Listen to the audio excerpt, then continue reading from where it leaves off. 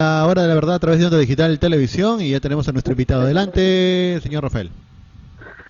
Ya, muchas gracias, muy amable. Vamos a hacer una llamadita sorpresa, Señor Rafael, ¿te le pido por parece favor bien? que pueda bajar un poco la voz para poder escucharlo bien. Estamos con nuestro invitado. Adelante. Caramba, una alegría. Fernando Calle está con nosotros en el programa La Hora de la Verdad. Muy buenas noches, Fernando, un gusto de tenerte. Estaba preocupado porque no aparecías con nosotros. Adelante, hermano. No, qué ocurrencia, Rafael. Un rato, sino que Yo había pensé que te una habían, descoordinación en la parte técnica, ¿no? Pero ya estamos sí, acá. sí, sí, eso es lo importante. Yo pensé que ya te habían secuestrado ya y que la gente de repente no permitía que ibas a estar acá en el programa, porque cuando yo he colgado en mi muro tu participación en el programa, he tenido algunos comentarios que decían, no, parece que no va a salir, parece que no se va a aparecer, pero bueno, estás acá. Fernandito, tú eres un hombre bastante conocedor en lo que respecta, digamos, al tema político, eh, manejas temas netamente constitucionales. Eh, Lamentablemente vivimos en estos momentos en una etapa demasiado difícil, muy complicada, demasiado complicada, no sabemos por dónde salir, cómo aminorar el mal. En términos generales, ¿qué piensas tú de lo que está pasando en esta emergencia sanitaria? Y después estaremos conversando ya detalles, Fernando. Bueno, mira, en principio le diría a todos nuestros televidentes, oyentes, que hay que cuidarse demasiado. Esto es lamentable, porque yo los invito, les ruego a que se suscriban a mi YouTube Fernando Cayallén y sigan mi Facebook. Al inicio yo adelanté que esto era posible que iba a suceder. Lo grave aquí, nadie niega que es un virus mundial, nadie niega que es una situación que ha generado todo un problema en el mundo, pero el mundo se ha defendido y se viene defendiendo en funciones, en realidad, de la tecnología y la ciencia médica. Fíjate, si tú notas, yo les pido a mis amigos que me escuchan, si tú pones canal de América, Estados Unidos, Francia, Italia, en todos estos tiempos ha sido un equipo de científicos los que atendían las entrevistas. El presidente o primer ministro, en el caso del sistema parlamentario, solamente hablaban 2 o 3 minutos sobre el tema político y había todo un gabinete de científicos. En el caso, por ejemplo, de Estados Unidos era un veterano, Nixon, no recuerdo su nombre, su apellido, que era el que ha absuelto todas las consultas, incluso entró en discrepancia con el presidente en algún momento, renegando él, pero era la parte médica. ¿Por qué hago esto? Porque nos han tenido meses y meses diario con entrevistas que además no había forma de preguntas, eran como en las viejas dictaduras, preguntas que te daban hechas y que absolvían como querían. Pero era el presidente. El presidente de la República asume la labor de científico, médico, militar, etcétera, todo, y no hemos tenido una información que pueda orientarnos médicamente en un tema estrictamente de salud. Además, hay cosas incomprensibles, Rafael. La gente me va a entender con facilidad y sigue siendo Pero incomprensible hoy. Fernando, permíteme con el respeto que te mereces. Estás diciendo algo muy importante. ¿Y qué cosa? Han dejado de lado la parte científica y se han metido, como se dice, a la burocracia, a la demagogia. Ahí viene el problema y lamentablemente el declive totalmente que nos ha traído a estas consecuencias que estamos. Y justo yo empecé el programa, mi querido Fernando, cuando dije, nos morimos y el gobierno en su burocracia. Es justo lo que tú estás diciendo. Ahora, ante esto, tú como un constitucionalista, ¿qué mecanismos nosotros podemos tener para poder defender o para poder contrarrestar y reclamar nuestros derechos, Fernando? El artículo 1 de la Constitución señala que la finalidad es el ser humano y su dignidad, ¿no?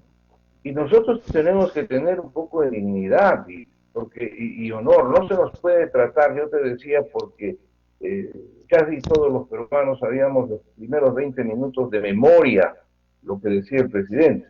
Después ya completaba con las famosas medidas que tienen, decía yo, y esto es importante, muchas contradicciones. Por ejemplo, desde el inicio se nos advirtió que iba a levantarse la cuarentena en cuanto lleguemos a la curva, ¿no? Yo recuerdo esto con precisión. Es decir, llegábamos a 10.000 muertos y ahí se estabilizaba en una meseta, empezábamos a bajar, entonces se notaba la libertad de salir, etcétera, hacer las actividades. Pero nunca hemos llegado pues a la curva. Estamos en 50.000 muertos, 500.000 infectados, y sabe Dios cuántos más, y lo triste es que la gente está muriendo en las calles y no hay una atención, no hay infraestructura para superar esto. Ya no se trata de criticar que el presidente dijo que iba a hacer 48 hospitales, etcétera, pero sí tenemos que dejar constancia de que nuestra reacción es con mucha indignación, porque fíjate, han habido cosas que del primer momento, si vamos a esto de salud, yo lo he entendido así, a ver qué me dicen los amigos que nos escuchan.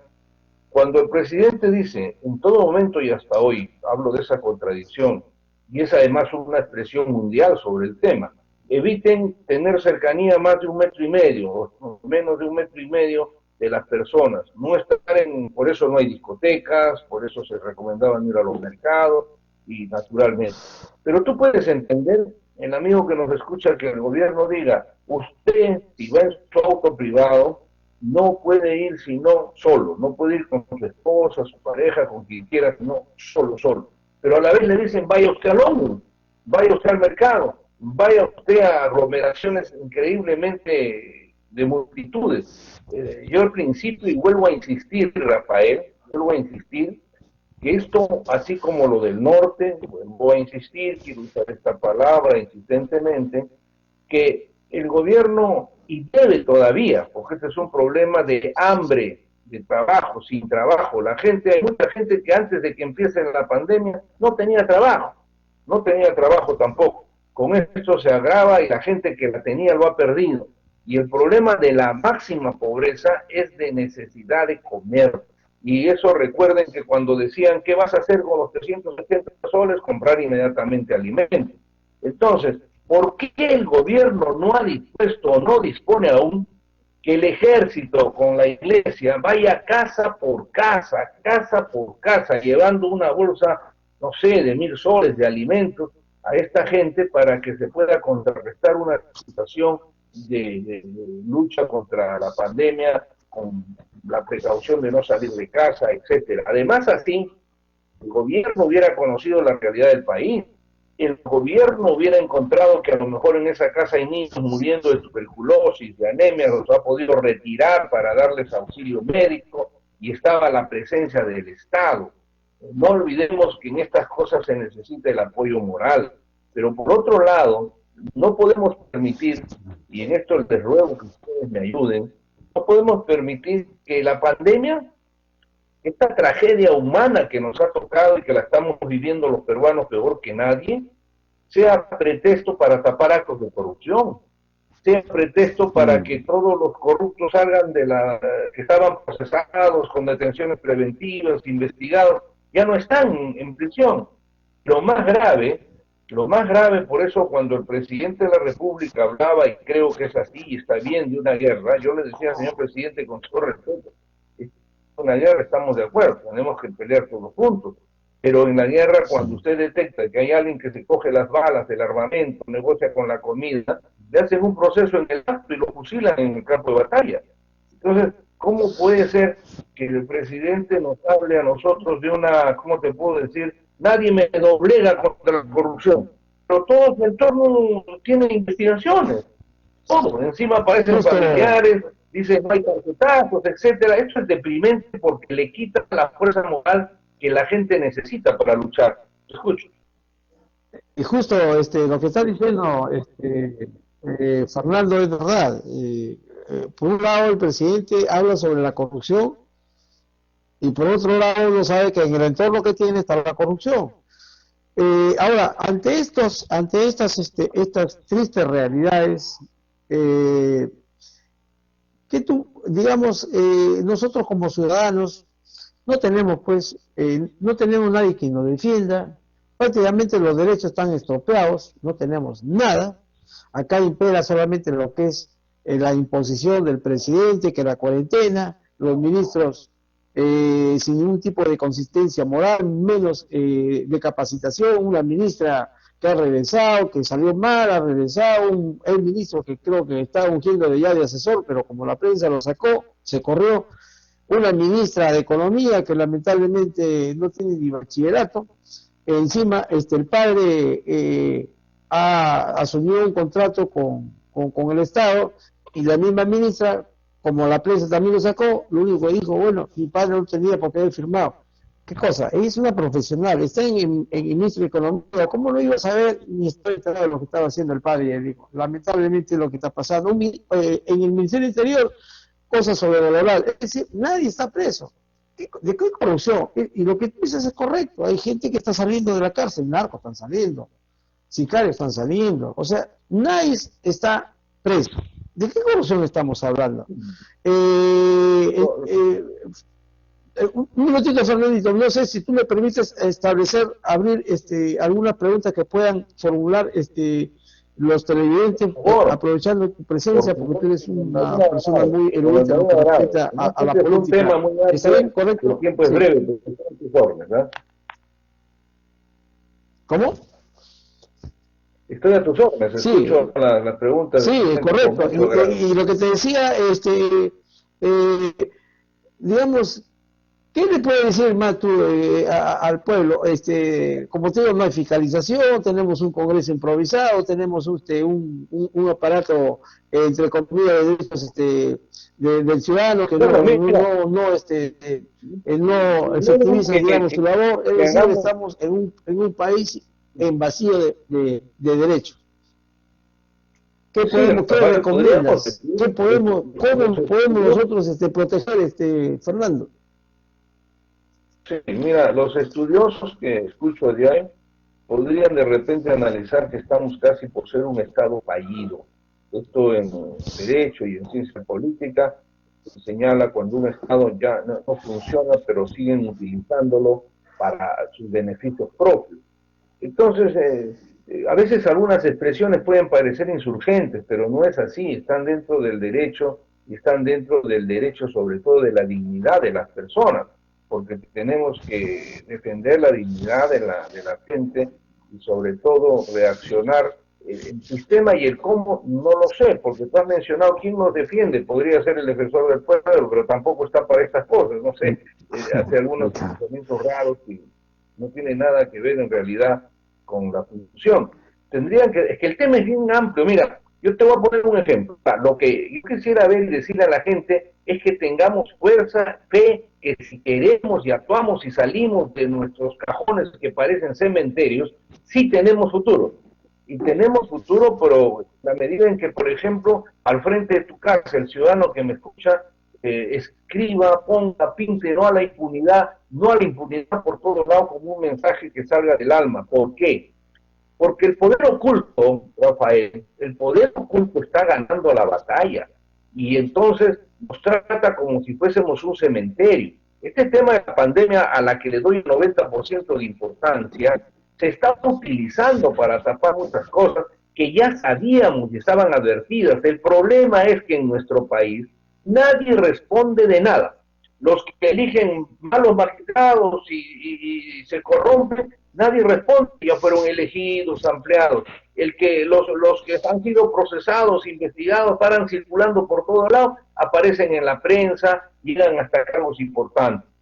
Fíjate, se disolvió el Consejo Nacional de la Magistratura, que es vital. Yo le diría a la gente, le diría a los congresistas con todo respeto, que el problema de la corrupción ya no está en manos de los políticos, quizás cometerlo sí, pero la solución está en que se luche contra la impunidad y ahí está el sistema de justicia, empezando el Ministerio Público, Poder Judicial, Tribunal Constitucional, ahora Consejo Nacional de Unidad, Junta Nacional de Justicia, todo el sistema Contraloría, todo lo que es en el capítulo del Estatuto del Poder.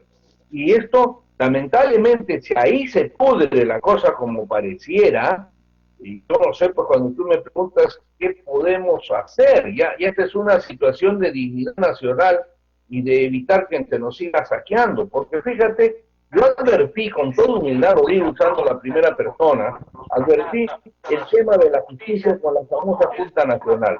Y que quiero ser muy simple para reducir la cosa.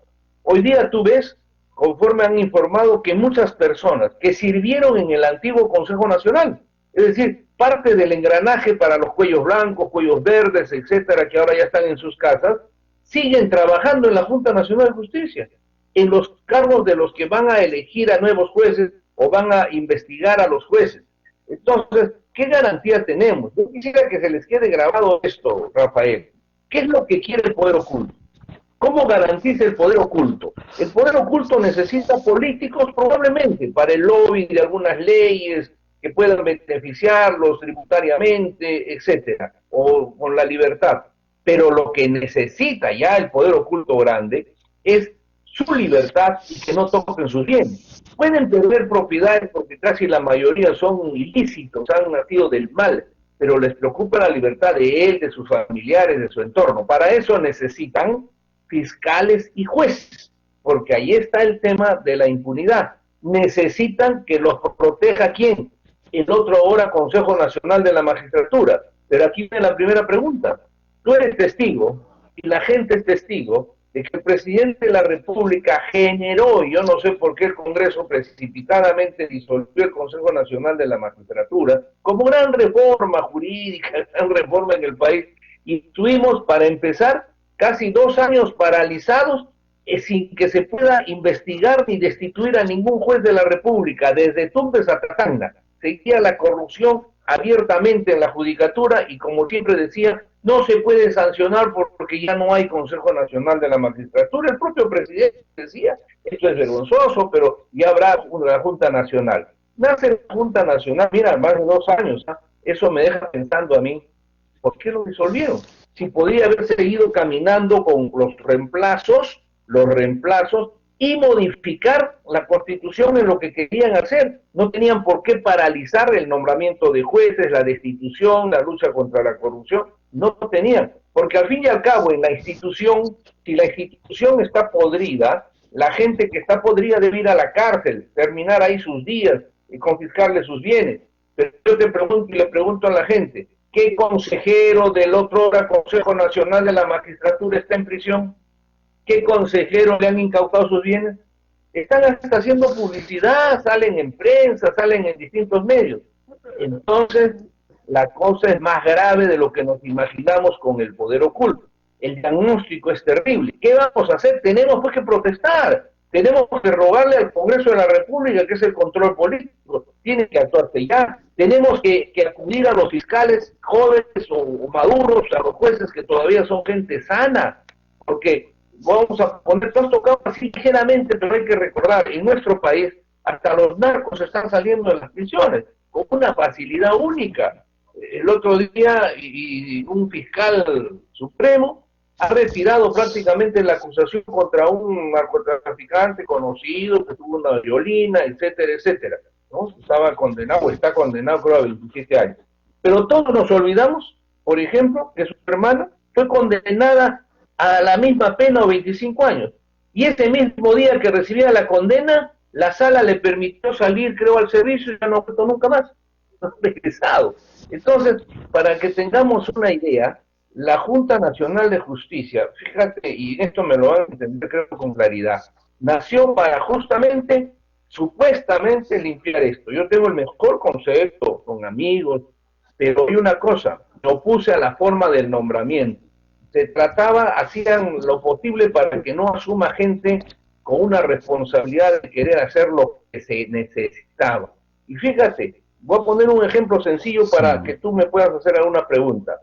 Si nos acordamos del que fue presidente de la Corte Suprema, que en este momento no recuerdo su apellido, ese doctor pidió al Congreso facultades para poder suspender, creo, a 6 u 8 vocales supremos por corrupción, sin duda, porque no podía destituirlos porque ya habían disuelto el Consejo Nacional de la Magistratura. Y eso se va a analizar, y yo diría, no históricamente, mañana debería verse ahora y aquí por qué se disolvió en verdad.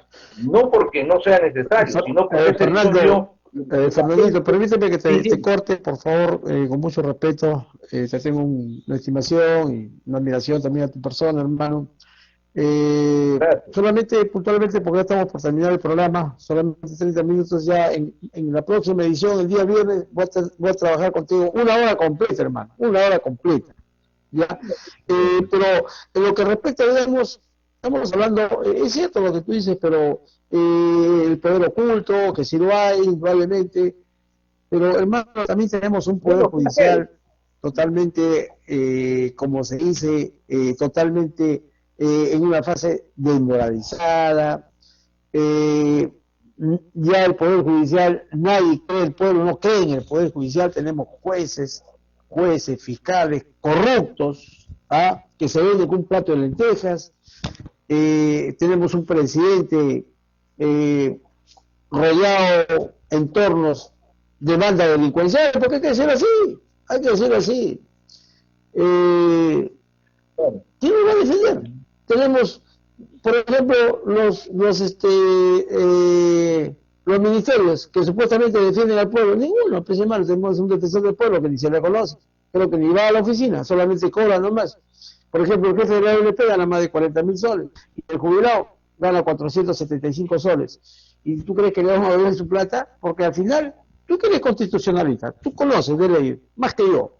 ¿Tú crees que en digamos, en este plenario, que ha habido plenario, digamos, sesión virtual del Congreso de la República, donde hoy día el pueblo esperaba su devolución, es casi hipotético, ha dicho que sí, bacán, pero de acá a 7 meses, ¿tú crees que en 7 meses va a haber plata? Con todo lo que estamos pasando y que todos los días, digamos, el gobierno asalta al Perú y está quebrando económicamente al Perú. ¿Cómo lo ves tú? yo Solamente voy a, tres minutitos, Fernandito, si fueras tan amable. yo vengo a decir esto, ¿no? Tenemos que tener un cuidado, pero así, minucioso, cristiano del sistema de justicia. Y esto implica el Tribunal Constitucional, porque ahí van a ir probablemente las pensiones y sobre todo los corruptos. Ahora, concretamente, porque son varios temas, el tema de las pensiones.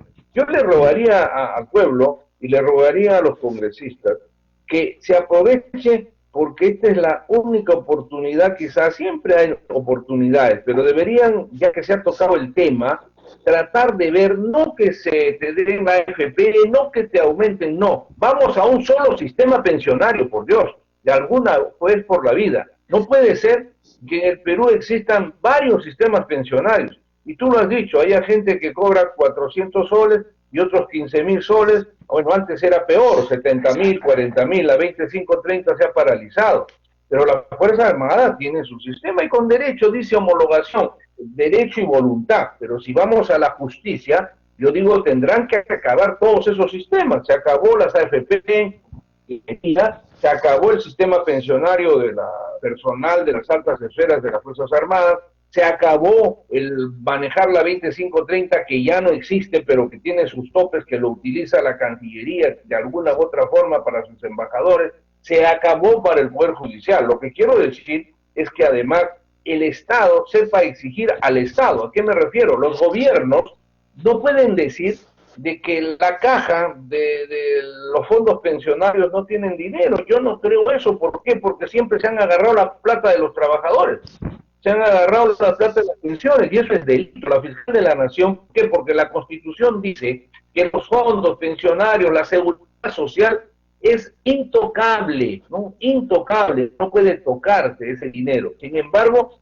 cada vez que han necesitado, está el foco del centro cívico, los edificios de aquí para allá, y sobre todo para las necesidades. Entonces, que no se diga que no hay, lo que se diga es que se le pague, se le devuelva el dinero, y crear un sistema en el cual, en eso ya yo no soy especialista, los economistas, lo ideal sea un tope de una pensión para los que más han aportado, y a la vez podría generarse, y esto lo recojo yo de Edgar Villanueva, congresista, que me dio una idea simpática a todos, en el sentido de que podría tomarse 1 o 2% del IGB para completar y ayudar al sistema pensionario.